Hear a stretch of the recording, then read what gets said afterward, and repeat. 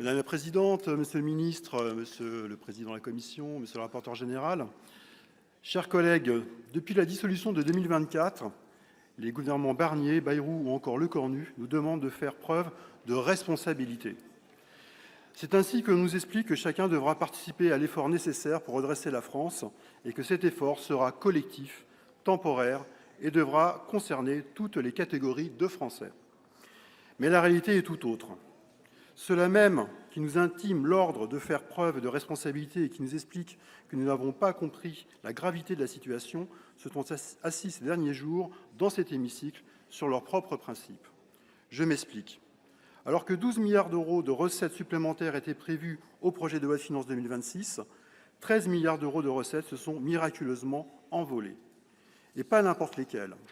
5,5 milliards d'euros de recettes envolées concernant uniquement les entreprises, les multipropriétaires et les très hauts patrimoines logés dans les holdings.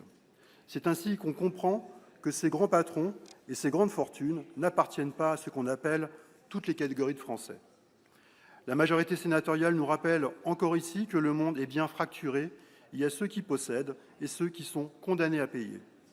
Pour donner quelques exemples aux Français, vous avez sanctuarisé les cadeaux fiscaux aux entreprises par la suppression de l'article 4 et de la surtaxe d'impôt sur les sociétés.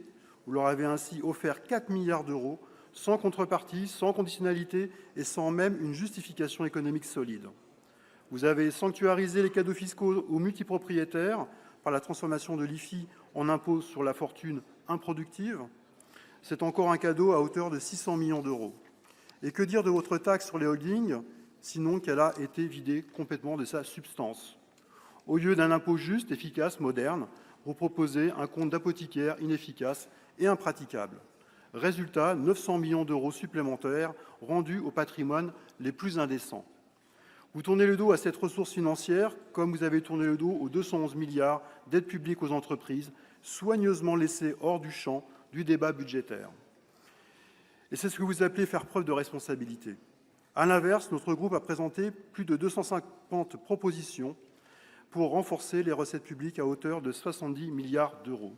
La taxe Duckman, la réforme sur l'héritage, la remise en cause du pacte Dutreil et l'encadrement des aides publiques, les taxes sur les superprofits, les superdividendes, le rétablissement de l'exit tax, de l'ISF, la taxe sur les rachats d'actions, sur les transactions financières, sur les plus-values latentes, sur les GAFAM et multinationales, jusqu'à nos propositions pour lutter contre la marchandisation des conflits et des profiteurs de crise.